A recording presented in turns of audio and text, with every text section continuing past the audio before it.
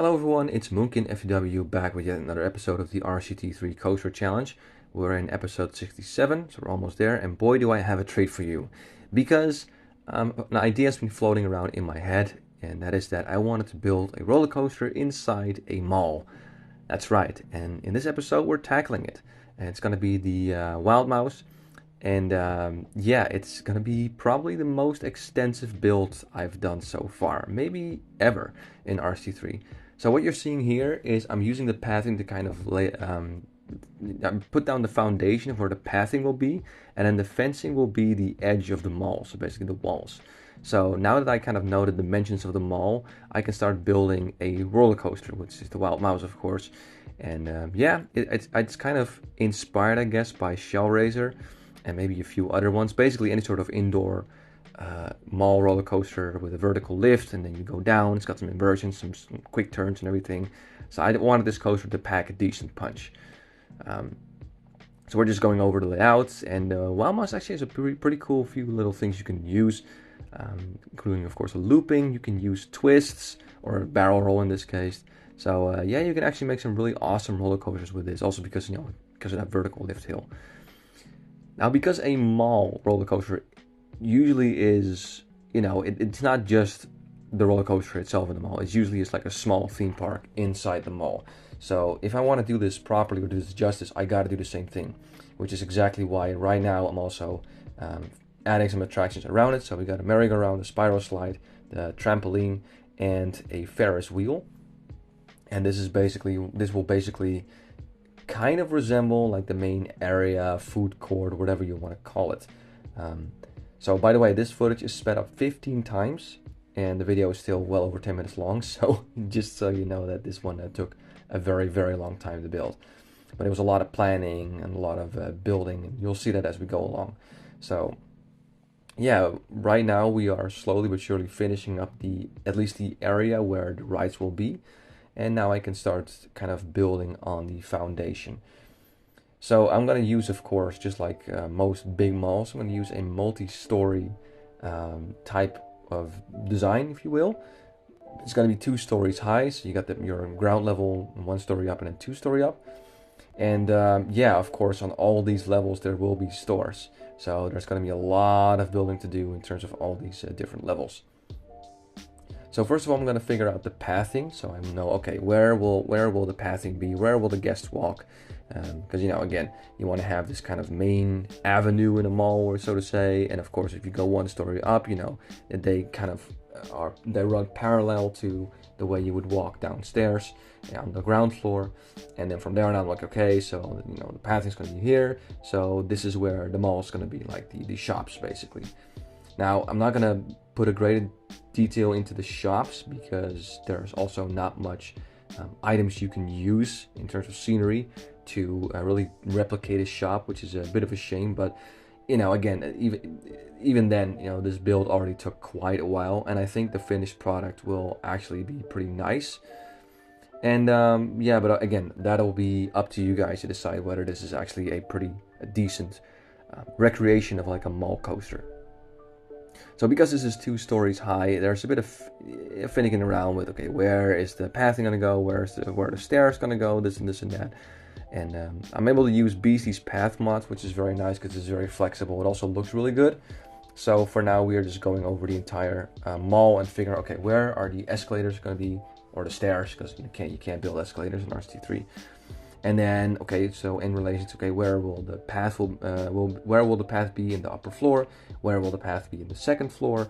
And so on and so on. So there's a lot of, again, fabrication involved here. And of course, in between all those areas, I gotta make sure that the shops, so to say, there's enough room for the shops as well. So yeah, this roller coaster, out of all the challenges I've done, I'm pretty sure this roller coaster owes me the most time. The drifting coaster probably comes close because, again, I wanted to replicate you drifting, like you're drifting a car in the city. So, of course, I built a whole city around that roller coaster. And here I am building a whole mall around the roller coaster. And you know, the roller coaster itself is actually not really that big of a deal compared to everything I built around it. But it's all for that experience in your riding it. And I think it's going to be pretty awesome if you look at the POV, which you can skip to if you want. But I think it's really cool to see the building process and me giving some commentary so you guys understand how difficult it was, you know, how much thought goes into this and just how many individual pieces you have to build. And there's a lot of planning involved, which is exactly why I started with kind of a blueprint of, okay, here, this is where the path will go. This is how much space there will be for the roller coaster. Then I'll start building the roller coaster. I'm like, okay, is there enough space? Will this work? No, yes, let me adjust a few things. So yeah, we are trucking along quite nicely. As you can see, most of the ground floor is now done. And of course, after that, we can move on to the second floor, which is going to be pretty easy because all we need to do is basically define where the how do you say, the pathing will be for the guests on the first floor. And then I can build the shops around that little area right there. So again, you know, we'll go using BZ's path mods because they also have these nice railings, so I really like that. And I also want to make sure, of course, that there is some pathing in the open section, like the main section, whatever, of this mall, where of course you'll be, you know, you can stand next to the railing and get a nice view of the roller coaster or some other rides that you see there. People walking around, of course, you get a nice view. So I'm gonna just paint these blocks gray because I want the kind of the, how do you say, the floor, I guess, of the shops to be gray. And I'm using all these glass windows, which, you know, they're supposed to represent these windows for the shop. I'm not sure, they have a special name. I know the word in Dutch, I don't know the word in English because, apologies, English is not my first language. But anyway, when it comes to building the second floor, it's basically the same, and the first floor. So at this point I was like, okay, let me take a break of building the mall. Let me actually build the supports because I also need to figure out if the supports will fit where I want them to. So I'm using Moby Steel Jungle, which is the most versatile add-on you can use for custom supports. It also takes the most amount of time, but you know, for this one, since this is going to be very tricky to build, so to say, because this is, yeah, it's a very cramped area, so I'm really going to have to improvise with the supports here, which is exactly why I don't mind using Moby Steel Jungle for now. Because, yeah, there's a lot of, so I intentionally left some open areas. One to the left, where you can see right there, where you see a little bit of grass and foliage, and then there's space for a footer or a support. And that's exactly how I'm going to do it with a couple of these areas. So here I'm going to use some A-frame supports that support both the kind of the upper level of the roller coaster and the bottom level. And yeah, it's just a lot of trial and error with this one, you know, custom fabrication. I like the color scheme as well, the red track with the yellow supports. I think that's really going to stand out very nicely when you're riding this and when you're inside the mall. And it's going all right. Some supports I really had to improvise to try and make something work. You know, you can't have everything, and you know, not everything is possible, but you can come quite far if you know what you're doing with Moby Steel Jungle. It's a very nice and versatile add-on, as you can see in this video. So yeah, that's probably most of the, yeah, how do you say, like the basics done in terms of the supports. Now, of course, we're going to add some flanges to add some more detail into the supports. And again, you know, I'm just checking over everything to make sure that it fits, it's not hitting anything, it's not in the way of something, and just, yeah, some things I'll have to compromise, but most of these things are actually turning out to be okay when it comes to building these supports.